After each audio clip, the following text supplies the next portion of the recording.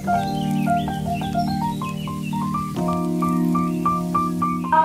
warahmatullahi wabarakatuh. Waalaikumsalam warahmatullahi wabarakatuh. Alhamdulillahirabbil alamin. Assalatu wassalamu ala asyrofil anbiya'i wal mursalin sayyidina Muhammadin wa alihi washabbihi ajmain amma ba'du. Baik, terima kasih kepada ibu semua yang telah meluangkan waktunya untuk hadir dalam acara penyuluhan pada hari ini.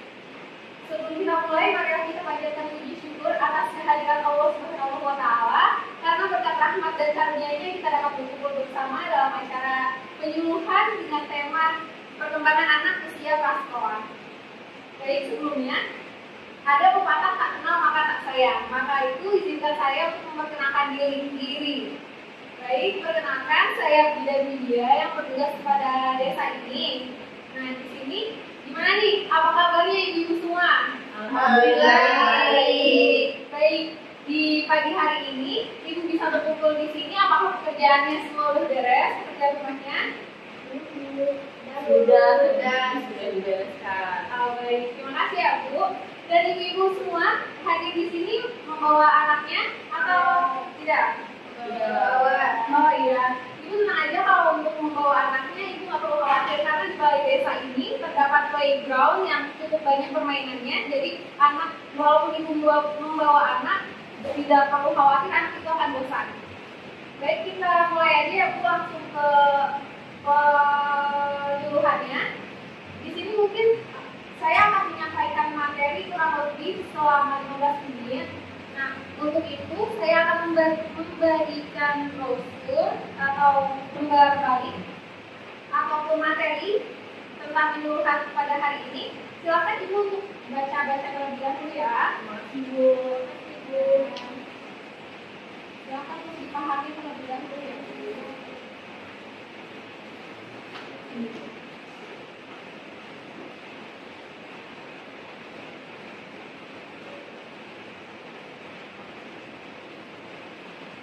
Oke, baik, gimana Bu? Sudah ya untuk pemahaman materi sejelasnya. Di sini saya lanjut untuk memberikan materi secara langsung ya. Baik, di halaman pertama itu ada perkembangan anak usia prasekolah. Kita dapat lihat pengertiannya adalah perkembangan itu merupakan bertambahnya kemampuan dalam struktur dan fungsi tubuh yang lebih kompleks dalam pola yang teratur dan dapat diramalkan sebagai hasil dari proses pematangan. Nah, jadi di dalam tubuh anak itu ada yang namanya pertumbuhan sama perkembangan individu. Itu kalau lebih mudahnya perkembangan itu bisa dilihat dan sedangkan pertumbuhan itu kita bisa menghitung. Jadi intinya kalau perkembangan itu kita melihat kualitas pada diri anak itu, sedangkan pertumbuhan kita melihat angka seperti berat badan, tinggi badan itu bisa diukur atau istilahnya bisa kuantitas, intinya kuantitas. Jadi yang kita bisa pegang pada perkembangan dan pertumbuhan itu perbedaannya itu. Kemudian untuk anak usia prasekolah sendiri itu tentang usianya di antara 3 sampai 6 tahun. Dan tiap anak ini memiliki karakteristik yang berbeda. Nggak mungkin dong anak ibu satu dengan anak ibu yang kedua sama. Nah, buat ibu yang sudah mempunyai anak kedua, ketiga, dan keempat gimana nih? Apakah ada yang sama ibu? Karakteristiknya antara anak 1 dan 2? Beda sih. Apa tuh bedanya? Ya pasti anak satunya tuh bisa nakalnya tuh beda sama anak yang satunya gitu, lebih rewelnya tuh beda gitu sih. Iya, jelas itu karena nggak mungkin sama. Walaupun kembar pun sifatnya pasti ada yang berbeda sedikit. Nah, dari perbedaan itu ada faktornya Bu, ada 2 faktor. Yang pertama ada faktor intrinsik dan yang kedua ekstrinsik. Faktor intrinsik itu faktor yang dipengaruhi oleh tubuh anak itu sendiri. Contohnya seperti kelainan kromosom dan struktur tubuhnya. Untuk perkembangan ini, faktor intrinsik ini, contohnya itu ada misalkan cacat bawaan. Itu kan dari tubuh anaknya sendiri ya Bu, bukan dari luar. Nah, yang dari luar ini faktor ekstrinsik, yang dimana faktor dipengaruhi oleh lingkungan ataupun orang tua di luar tubuh anak itu sendiri. Contohnya,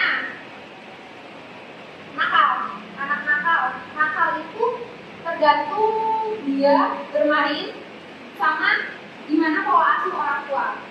Itu merupakan perkembangan juga faktor dari perkembangan. Nah, selain faktor, ada beberapa hal yang perlu kita perhatikan. Ada beberapa aspek perkembangan prasekolah yang perlu kita perhatikan. Yang pertama ada perkembangan fisik. Tentu saja usia 3 tahun dan usia 5 tahun itu perkembangannya akan berbeda kan? Usia 3 tahun mungkin tubuhnya akan pendek tingginya. Usia 5 tahun akan lebih tinggi. Nah, kalau untuk usia 3 tahun itu rata-rata tingginya 95 cm Bu. Dan untuk usia 5 tahun itu tingginya sekitar 100 hingga 110 cm. Nah, selanjutnya yang kedua ada perkembangan intelektual. Oh iya, sebelum intelektual, ibu-ibu yang sudah mempunyai anak dua siapa nih? Oke. Rentang waktunya usianya berapa Bu? Saya bilangnya 5 tahun. Kalau 5 tahun jauh ya Bu. Berarti antara tinggi badan dan berat badan juga berbeda ya Bu. Fisiknya juga berbeda. Kalau Ibu Krisna 2 tahun. Ibu Krisna 2 tahun. Nah, gimana Bu perkembangannya sama tingginya atau berbeda nih Bu dari fisiknya? Berbeda. Apa yang membedakan Bu? Dari tingginya, berat badannya,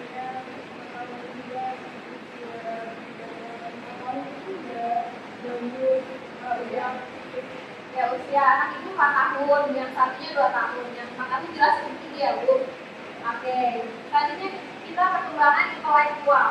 Perkembangan intelektual ini mengenai IQ-nya, mengenai kecerdasannya. Di intelektual ini perkembangan kecerdasannya. Misalkan ibu-ibu makan biasa menggunakan sendok. Nah, anak-anak ini dia bakalan mencerna atau melihat bahwa kalau makan itu perlu pakai sendok. Jadi anak itu akan melihat dan nanti itu akan melaksanakan apa yang biasa kita lakukan. Kemudian yang ketiga ada perkembangan emosional. Perkembangan emosional itu yang dimana anak ini di usia prasekolah 3 sampai 6 tahun ini dia sudah mengerti bagaimana perasaan senang, sedih, terus merasa bahagia, cemas, ini anak sudah mulai merasakan. Dan yang kelima itu ada perkembangan sosial. Tentu saja perkembangan sosial itu harus kita pantau, mulai dari gimana cara anak tersebut bersosialisasi dengan teman sebayanya. Kalau dari sosial ini kita lihat anak ini cenderung lebih diam, itu kita perlu memberikan stimulasi yang lebih full. Jangan di sosialnya kok kayak gini, anaknya kok diem aja, itu jangan dibiarin. Takutnya ada hambatan dalam perkembangan anak-anak. Selanjutnya ada perkembangan bermain. Perkembangan bermain. Ibu-ibu di rumah menyiapkan permainan nggak kira-kira buat anak-anaknya? Iya. Mainan. Anak kan minta mainan gitu kan dulu kalau diajak ke toko gitu pasti minta mainan yang aneh-aneh lah. Iya. Pasti kalau nggak diturutin nangis ya Bu. Nah, di perkembangan bermain ini tentu dia itu akan nanti motorik halus, motorik kasar, ataupun motorik itu kayak otot halus sama otot kasarnya dia akan berkembang dengan baik. Kalau di rumahnya itu menyiapkan permainan-permainan. Dan yang terakhir aspek yang perlu kita sadari itu ada aspek kesadaran beragama. Kesadaran beragama di sini anak-anak ini sudah mengetahui bahwa dia itu memiliki agama, tapi dia belum mendalami. Seperti misalkan bagaimana sih cara sholat yang benar, terus bagaimana sih cara menutup aurat yang benar, itu masih belum ngerti. Dia cuma tahu agama dia apa. Sampai sini kita lanjut ke stimulasi perkembangan. Dari beberapa aspek yang sudah saya jelaskan tadi, kita perlu adanya stimulasi perkembangan. Yang pertama ada gerakan halus. Gerakan halus itu di mana kita menstimulasi otot-otot halus, seperti melatih kecerdasan anak. Otot-otot halus ini kita latih dengan seperti menggambar, terus mengangkat benda-benda yang mungkin baru buat dia, itu kan nggak terlalu berat tapi melatih otot halusnya dia. Terus yang kedua ada gerakan kasar. Gerakan kasar ini gerakan atau permainan yang melatih tekan kasar. Tekan kasar maksudnya gimana? Itu kayak melatih kelincahan anak itu. Contoh permainannya itu ada main bola, lompat, berlari. Itu kan nanti dia akan gerak semua kan titiknya. Nah otot-otot yang kasar itu juga akan gerak semua. Lalu ada adaptasi sosial, seperti yang sudah saya jelaskan tadi. Bergaul dengan teman sebaya itu perlu distimulasi. Kita bisa mulai dari keluarga, mulai kita kenalkan keluarganya dia itu ada siapa aja, ada ibu, bapak, adik, kakak, itu dijelaskan. Supaya apa? Supaya dia mengetahui, oh ini keluarga saya. Terus kalau ada apa-apa nanti hubungi keluarganya, bukan orang lain. Kemudian di adaptasi sosial ketika dia bermain, itu pasti dia sudah mulai mengerti gimana caranya kalau nangis, bukan kalau nangis saja, kalau misalnya dia kurang merasa enak, dia pasti akan menangis. Menangis seperti kalau contoh gimana ya Bu? Mungkin juga dia punya pengalaman saat anaknya bermain terus menangis.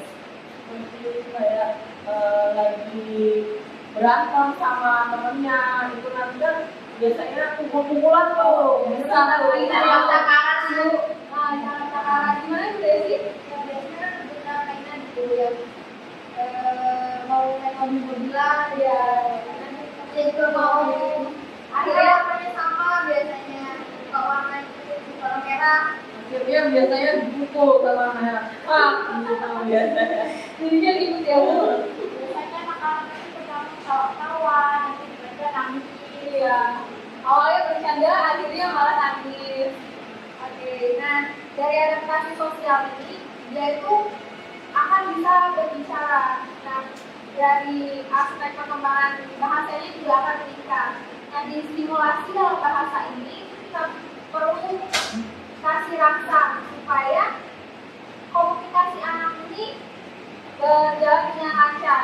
Contoh hal kecil misalkan di anak usia prasekolah ini, anak ini mampu menyebutkan benda, warna, terus gambar, menghitung, itu perkembangan bahasa ini.